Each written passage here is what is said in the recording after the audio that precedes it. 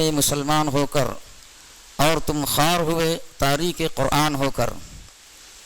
جب سے اس امت نے قرآن کو سمجھ کر پڑھنا اور اس پر عمل کرنا چھوڑ دیا،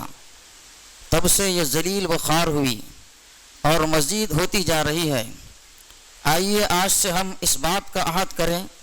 کہ اللہ کی اس کتاب کو مضبوطی سے تھامیں گے، اسے سمجھ کر پڑھنے اور اس پر عمل کرنے کا ماحول بنائیں گے،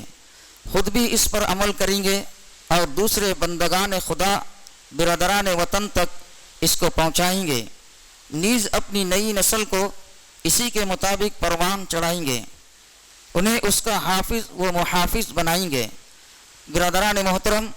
آپ جانتے ہیں کہ اللہ کے رسول صلی اللہ علیہ وسلم کے پاس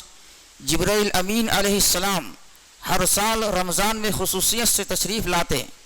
وہ آپ صلی اللہ علیہ وسلم کو قرآن سناتے اور آپ صلی اللہ علیہ وسلم انہیں قرآن سناتے۔ اسی طرح آپ صلی اللہ علیہ وسلم نے امت کو قرآن کے سننے اور سنانے کا نظم کیا اور ہمارے لیے تراویح کی نماز کا اہتمام فرمایا، جس کے ذریعے سے ہم رمضان میں اس کتاب قرآن حکیم کو حفاظ اکرام سے مکمل سنتے ہیں۔ اس کا اصل مقصد یہی ہے کہ وہ ہدایت نامہ جس پر ہمیں زندگی بھر عمل کرنا ہے، سال میں ایک مرتبہ کم از کم پورے طور سے ہم دہرا لیں، اور یہ دہرانا اسی وقت مفید ہو سکتا ہے جب ہم اس کو سمجھنے کا بھی اہتمام کریں۔ اسی عظیم مقصد کے حصول کے لیے یہ ایک چھوٹی سی کوشش ہے کہ جتنا کچھ قرآن روزانہ تراویح میں ہم سنیں، اس کا مختصر ترین خلاصہ چند منٹوں میں ہمارے سامنے آ جائے۔ لہٰذا اب یہ ہماری ذمہ داری ہے، بلکہ فریضہ ہے کہ بعد نماز تراویح چند منٹ رک کر اس خلاصے کو سنیں اور دیکھیں کہ ہمارے رب نے ہمارے لیے کیا حیات بخش پیغام دیا ہے، اور وہ کون سی شاہ کلید ہے جو ہمیں دنیا میں عزت و سربلندی عطا کرے گی اور آخرت میں فلاح و کامیابی سے ہمکنار کرے گی۔ اللہ تعالیٰ صحیح معنوں میں ہمیں قرآن پڑھنے اور اس پر عمل کرنے کی توفیق عطا فرمائے۔ آج کی تراویح میں پہلا سوا پارہ پڑھا گیا جو دوسرے پارے کی چوتھائی پر ختم ہوا، یعنی بقرہ کی آیت نمبر 1 سے 76 آیت پر پہلی سورہ فاتحہ کہلاتی ہے، جسے عوام الحمد شریف بھی کہتے ہیں۔ یہ سورہ نماز کی ہر رکعت میں بھی پڑھی جاتی ہے۔ دراصل یہ ایک دعا ہے جو اللہ تعالیٰ نے ہر انسان کو سکھائی ہے، جو اس کتاب کا مطالعہ شروع کر رہا ہے، اس میں سے سب سے پہلے اللہ کی اہم صفات، خصوصاً تمام جہانوں کے رب ہونے، سب سے زیادہ رحمان و رحیم ہونے اور ساتھ ساتھ انصاف کرنے والی کی حیثیت سے تعریف کی گئی ہے، اور اس کے احسانوں اور نعمتوں کا شکریہ بھی ادا کیا گیا ہے۔ پھر اپنی بندگی اور عاجزی کا اعتراف کرتے ہوئے اس سے زندگی کے معاملات میں سیدھے راستے کی ہدایت طلب کی گئی ہے، جو ہمیشہ سے اس کے انعام یافتہ اور معقول بندوں کا حاصل رہی ہے، اور جس سے صرف وہی لوگ محروم ہوتے ہیں جنہوں نے اس کے راستے کو چھوڑ دیا ہے یا اس کی کوئی پرواہ ہی نہیں کی ہے۔ دوسری سورہ بقرہ الف لام میم سے شروع ہوتی ہے، جس میں دعا کا جواب دیا گیا ہے۔ اللہ نے سیدھا راستہ بتانے کے لیے یہ کتاب اتاری ہے، اس میں کوئی شک و شبہ نہیں۔ پھر بتایا کہ اللہ کے نزدیک انسانوں کی 3 قسمیں ہیں، ایک وہ جو اس کتاب پر ایمان لائے اور اس کے احکام کی اطاعت کریں، یعنی نماز قائم کریں، اللہ کے راستے میں اپنا مال خرچ کریں، قرآن اور اس سے پہلے کی کتابوں پر ایمان لائے، اور جو کچھ اللہ اور اس کے رسول محمد صلی اللہ علیہ وسلم بتائے اس پر بھی ایمان لائے، خواہ ظاہری حواس سے جانا جا سکے یا نہ جانا جا سکے، یعنی جنت و دوزخ، ملائکہ و آخرت اور دوسرے اندھے کے غیبی حقائق جو اس کتاب میں بیان کیے گئے ہوں۔ یہ لوگ مومن ہیں اور یہی اس کتاب سے صحیح فائدہ اٹھا سکیں گے۔ دوسرے وہ ہیں جو اس کتاب کا ہر درمی سے انکار کریں، یہ کافر ہیں۔ تیسری قسم کے وہ لوگ ہیں جو معاشرتی دباؤ دنیاوی فائدوں کی خاطر اپنے کو مسلمان کہلاتے ہیں، مگر دل سے اسلام کی قدروں کو نہیں مانتے، بلکہ اسلام کے باغیوں اور منکروں کی طرح جھکاؤ رکھتے ہیں۔ اس طرح اسلام کی راہ میں رکاوٹوں اور حرام و ناجائز باتوں سے پرہیز کی بنا پر پہنچنے والے ظاہری نقصانات سے ڈر کر شک و شبہ میں مبتلا ہیں۔ یہ دونوں گروہ اپنے کو دوہرے فائدے میں سمجھتے ہیں بلکہ سراسر نقصان میں ہیں۔ پھر ان تمام انسانوں کو مخاطب کر کے انہیں قرآن پاک پر ایمان لانے کی دعوت دی گئی ہے اور کہا گیا کہ اپنے پیدا کرنے والے اور پرورش کرنے والے مالک و آقا کی بندگی اختیار کرو۔ گمراہی کا سب سے بڑا سبب یہ بتایا کہ جو لوگ اللہ کے کیے ہوئے عہد کو توڑ دیتے ہیں اور جن رشتوں کو باندھنے کا حکم اللہ نے دیا ہے اس کا انہیں کاٹتے ہیں اور وہ کام کرتے ہیں جن سے انسان نیکی کی بجائے برائی کی طرف چل پڑتے ہیں، ایسے ہی لوگ حقیقت میں فسادی ہیں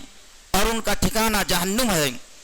پھر دنیا میں انسان کی اصل حیثیت کو واضح کیا گیا کہ اللہ نے اسے اپنے خلیفے کی حیثیت سے پیدا کیا ہے اور اس کو دنیا کی ہر چیز کے بارے میں ضروری علم، سمجھ اور صلاحیت عطا کر کے تمام مخلوقات پر فضیلت بخشی ہے۔ اس فضیلت کو فرشتوں اور ان کے ذریعے دوسری مخلوقات نے تسلیم کیا،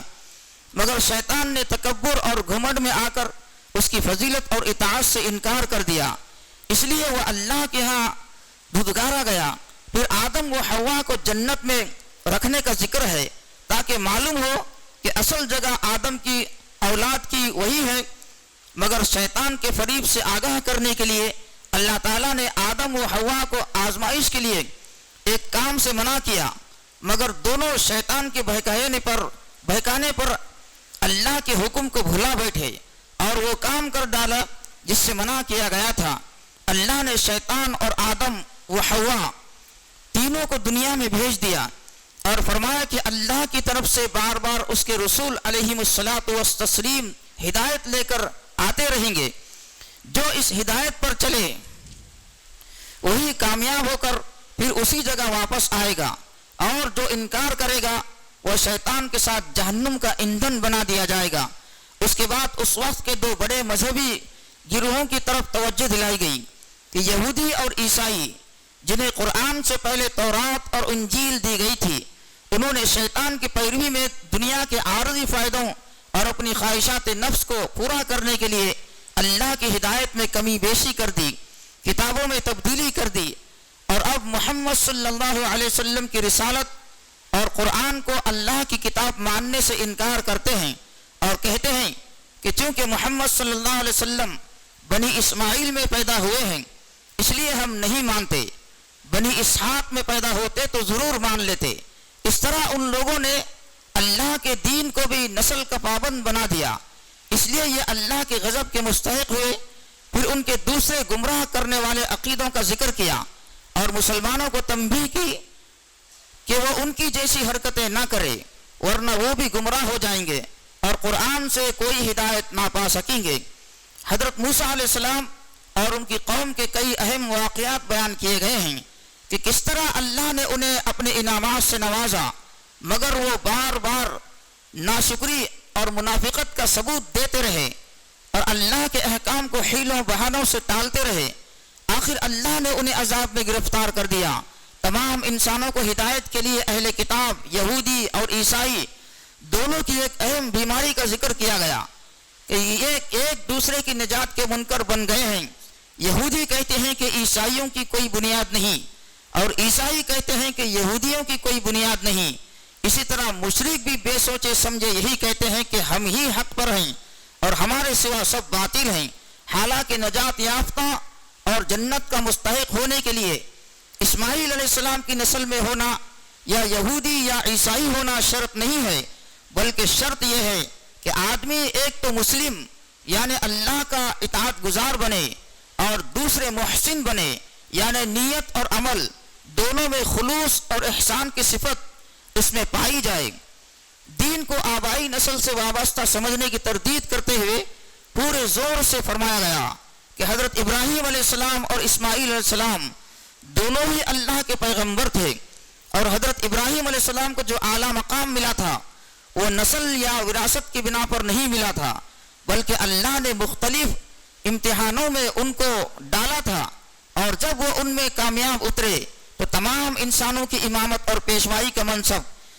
انعام کے طور پر عطا فرمایا۔ اور آئندہ کے لیے بھی یہی قاعدہ مقرر کیا،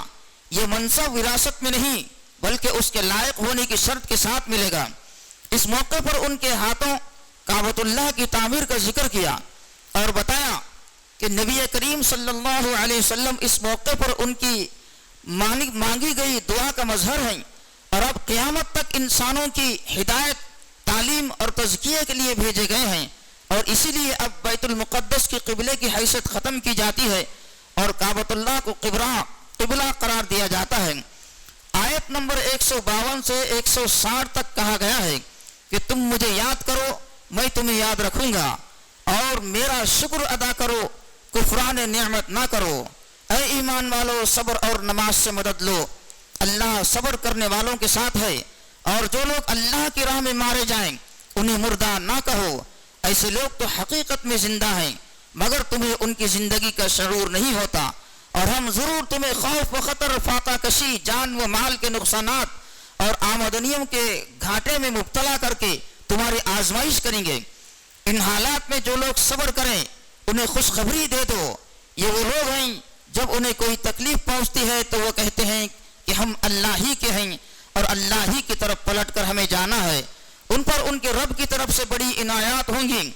اسی کی رحمت اور ان پر سایہ کرے گی، اور ایسے ہی لوگ سیدھے راستے پر ہیں۔ صفا اور مروہ کے درمیان سعی دوڑنا کرنے میں کوئی حرج نہیں، یہ حج کے اصلی مناسک میں سے ہے۔ زمانے جاہلیت میں جو مشرکین کیا کرتے تھے، یعنی صفا پر اصحاب اور مروہ پر نائلہ کے استان کا طواف، وہ مناسک حج میں تحریف کا نتیجہ تھا۔ جو برضا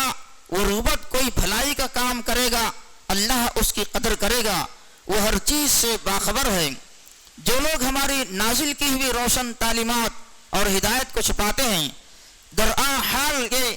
کہ ہم انہیں سب انسانوں کی رہنمائی کے لیے اپنی کتاب میں بیان کر چکے ہیں، یقین جانو کہ اللہ ان پر لعنت کرتا ہے اور تمام لعنت کرنے والے بھی ان پر لعنت بھیجتے ہیں۔ البتہ جو اس روش سے باز آ جائے اور اپنے طرز عمل کی اصلاح کر لیں اور جو کچھ چھپاتے تھے اسے بیان کرنے لگے تو اللہ ان کو معاف کرے گا، وہ بڑا درگزر کرنے والا اور رحم کرنے والا ہے۔ اس کے بعد چوتھائی پارے کے ختم تک توحید کا مضمون بیان کیا گیا ہے جو دین کی اصل بنیاد ہے، یعنی سوائے اللہ کے کوئی الوہیت اور اس کی صفات نہیں رکھتا، وہ واحد ساری قوتوں کا مالک اور سارے خیر کا سر چشمہ ہے، اور پھر کائنات بنا کر کہیں کسی کونے میں بیٹھ نہیں گیا بلکہ اس کا انتظام خود چلا رہا ہے، اور جس طرح ساری کائنات ایک منظم و مربوط نظام کی تابع ہے، اسی طرح انسان کی ہدایت کے لیے اس نے اپنے احکام کا ایک نظام بنا دیا ہے اور اسے اپنے رسولوں اور کتابوں کے ذریعے انسانوں تک بھیجا ہے، اور وہ ایک ہی ہے جو اللہ ہر زمانے کے لیے ایک کتاب، ایک رسول، ایک آدم کی اولاد، تمام انسانوں کے لیے ایک ہی نظام فکر عمل بھیجتا رہا ہے۔ اس توحید کے مکمل نظام کو جس میں کھانے پینے سے لے کر صلح و جنگ کے مقتولوں کے قصاص اور مرنے کے بعد لوگوں کے ورثہ کی تقسیم تک کے احکام دیے گئے ہیں، تسلیم کرو اللہ نے یہ کتاب حق کے ساتھ اتاری ہے، اور جن لوگوں نے اس کتاب کے معاملے میں اختلاف کیا